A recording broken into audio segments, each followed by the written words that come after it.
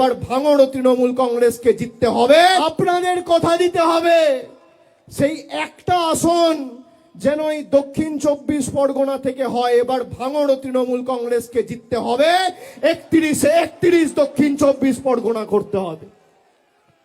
তার জন্য আমাদের যত পরিশ্রম করার করতে হবে, মানুষকে সাথে নিয়ে সংঘবদ্ধভাবে লড়তে হবে। আপনারা যেখানে বলবেন অভিষেক বন্দ্যোপাধ্যায় যাবে, যে বুথে ঢুকতে বলবেন ঢুকবে, যে পাড়ায় সভা সমিতি করতে বলবেন করবে, কিন্তু একটা বুথেও বিজেপিকে গণতান্ত্রিকভাবে মাথা ছাড়া দেওয়ার সুযোগ করা যাবে না।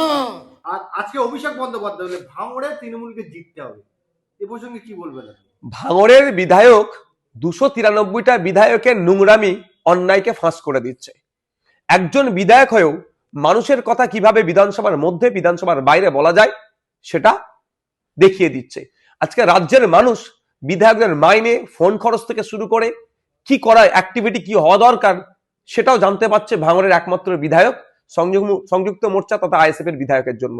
তাই এক আইএসএফ এর বিধায়ক তৃণমূল কংগ্রেসের নোংরামি, বিজেপির সাম্প্রদায়িকতার বিরুদ্ধে যেভাবে লড়ে যাচ্ছে, তৃণমূল কংগ্রেস আর বিজেপি চিন্তিত হচ্ছে, ফলে ভাঙড়ের বিধায়ককে হারাতে হবে। তবে একটু আমি বলে রাখি, 2021 সালে আপনারা অনেক চেয়েছিলেন, পারেননি। 2026 সাল আসছে, সংযুক্ত মোর্চা 2026-এ যাতে তৈরি হয় তার জন্য আমরা চেষ্টা করছি। তারপরেও বলছি, আমরা এই বিগত 4.5 বছরে যা পারফরমেন্স করছি, রাজ্যের বিভিন্ন প্রান্ত থেকে ভাঙড় উপহার দেবে বিধানসভাকে। অর্থাৎ ডবল ডিজিটের বিধায়ক বিধানসভায় যাবে আইএসএফ এর পক্ষ থেকে। পারলে গণতান্ত্রিক প্রক্রিয়াতে লড়াই আসুন, আমরা আপনাদের চ্যালেঞ্জকে গ্রহণ করছি। 2021 সালে সূর্যকান্ত মিশ্রকে টার্গেট করে হারানো হয়েছে। 24-এর লোকসভায় মোহাম্মদ সেলিম অজিত চৌধুরীকে টার্গেট করে হারানো হয়েছে। 26-এ বিধানসভায় আপনার উপরে টার্গেট হচ্ছে, সেটা বাংলার মানুষ দিনের আলোর মতো পরিষ্কার হয়েছে।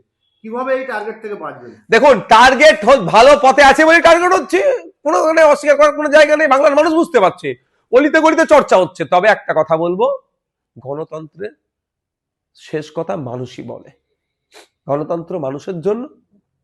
এই গণতান্ত্রিক পদ্ধতিতে আমরা সমস্ত রকম টার্গেটকে উপেক্ষা করে শুধু ভাঙড় নয়, ক্যানিং থেকে শুরু করে, আমডাঙ্গা থেকে শুরু করে, বাদুড়িয়া থেকে শুরু করে, দেগঙ্গা থেকে শুরু করে, হরিয়ারপাড়া থেকে শুরু করে, রানীনগর থেকে শুরু করে, সুজাপুর থেকে শুরু করে আলিপুর দুয়ার পর্যন্ত, এদিকে ঝাড়গ্রাম থেকে শুরু করে পুরুলিয়া, বাঁকুড়া হয়ে বিভিন্ন জায়গায় আইএসএফ ব্যাপক ফল করে বিধানসভার মধ্যে আসছে।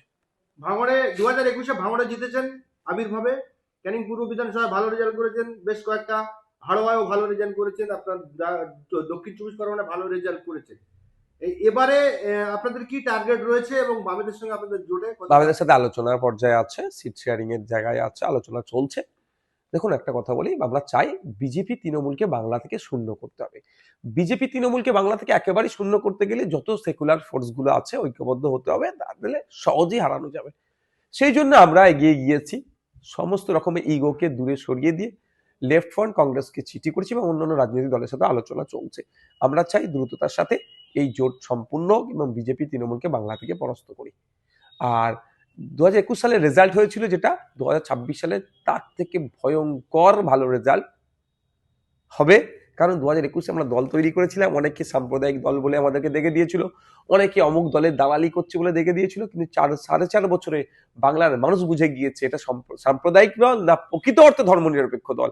কারণ শাখা পালা নিয়ে পরীক্ষা কেন্দ্রে ঢুকতে না বাধা দিলে আইএসএফ প্রতিবাদ করে, হিজাব নিয়ে কোনো সমস্যা হলে এই আইএসএফ প্রতিবাদ করে, রমজান মাসের ফলের দাম বেড়ে গেলে আইএসএফ প্রতিবাদ করে, ধানতেরাসের সময় হিন্দু ভাইদের যে সোনা গহনা কিনতে অসুবিধা হচ্ছে, দাম বেড়ে যাচ্ছে, এর প্রতিবাদ আইএসএফ করে, আনিসকে হত্যা করলে প্রতিবাদ আইএসএফ করে, বিদ্যুৎ মন্ডলকে হত্যা করলে এই প্রতিবাদ আইএসএফই করে। সেই আপনার বকটুই থেকে শুরু করে কুলতলি আমার ছোট্ট বোনটার জন্য প্রতিবাদ আইএসএফই করেছে। সুতরাং আইএসএফ এর কার্যকর্ম সারা রাজ্যে ছড়িয়ে পড়েছে। এখন সাম্প্রদায়িক বা অমুক দলের দালাল বলেও আইএসএফ এর যে ঝড় উঠেছে আটকাতে পারবে না। ক্যানিং পূর্বের বিধায়ক তিনি বলছেন যে আব্বাস সিদ্দিকী, নওশাদ সিদ্দিকী কিংবা তহ সিদ্দিকীকে ক্যানিং এসে দাঁড়াতে হবে, যদি না দাঁড়ায় জোর করে দাঁড় করাবো। শুনুন, ওই নটোরিয়াস ক্রিমিনালের নামটা বাদ দিন, আবার সময় নষ্ট করবো না ওর জন্য। আপনি তো নটোরিয়াস ক্রিমিনাল বলছেন, উনি বলছেন যে আমাকে নটোরিয়াস ক্রিমিনাল বলছে, আপনাদের কি রাগ হচ্ছে না? কাকে বলছে? সাধারণ মানুষকে বলছে। হ্যাঁ, সাধারণ মানুষকে বলবো ওনার কথায় উত্তেজিত হবেন না।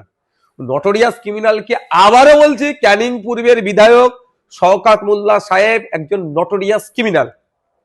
যদি এটা উনি না হয় তাহলে ওনাকে বলুন যে আমার বিরুদ্ধে আইনত ব্যবস্থা নিতে। Thank you. তিনি বলছেন যে আমি একবার ওর জেলে যাইনি বা হ্যাঁ। রিকশায় জড়াইনি, আপনি একজন ধর্ষক বলছি তো, যদি ওনার মনে হয় যে ওনার সম্পর্কে এই মন্তব্য করাটা ওনার জন্য অবমাননাকর হয়ে যাচ্ছে, সেই জন্য তার সম্পর্কে আমি বাজে মন্তব্য করার জন্য ওনার অধিকার আছেন। উনি পাবলিককে উত্তেজিত করে কিচ্ছু লাভ হবে না। পাবলিক অত বোকা নয়, পাবলিক জানে যে মারামারি হানাহানিতে জড়ালে দিনের শেষে পাবলিকই ফাঁসবে, ভালো করে জানে। তো যদি মনে হয় শওকত সাহেবের সম্মান হানি হচ্ছে, তার জন্য চলে যান কোর্টে, কোর্টে গিয়ে মামলা করুন নওশাদের বিরুদ্ধে যে শওকত সাহেবের মানহানি হয়েছে। তো কোর্টকে কি বলবে যে আমাকে নটোরিয়াস ক্রিমিনাল বলেছে বলে আমার মানহানি হয়েছে? আমাকে ডাকে যদি কোর্টকে দিয়ে দেখাবো ন্যাশনাল হিউম্যান রাইটস কমিশন ওনাকে বলেছেন নটোরিয়াস ক্রিমিনাল, তাহলে মানহানিটা ওই ন্যাশনাল হিউম্যান রাইটস কমিশনের বিরুদ্ধে করুক। কোর্টে গিয়ে তো কোনো লাভ হবে না, এমনি আপনিও কতবার কোর্টে গিয়েছেন। হ্যাঁ, খোঁজ নিয়ে দেখুন না লাভ হচ্ছে কি লস হচ্ছে ওনার, উনি বলতে পারবেন। 21শে জানুয়ারি দলের প্রতিষ্ঠাতা দিবস, এবার কি পারমিশন পেলেন? একদম সব সব রেডি করা হয়ে গেছে। আপনি গতবার বক্তব্য দিতে পারবেন না? কিংবা কেন পারবো না? আব্বাস সিদ্দিক ভাইজান কেন পারবে না? আগে এতটুকু বলে বলছি। দিতে পারেননি। তো কোচে ভাড়া অন্য দেখুন, পন্থা একটা বন্ধ হলে 100টা খুলে, এটুকু মাথায় রাখবেন। প্রার্থী চয়ন হয়েছে আপনাদের? হ্যাঁ, প্রার্থী কেন চয়েস হবে না, হচ্ছে। ক্যানিং পূর্ব কি রাপারটা প্রার্থী দেওয়া হবে? সবটা বলে দিলে তো ভয় কি যাবে, দাঁড়ান না একটু।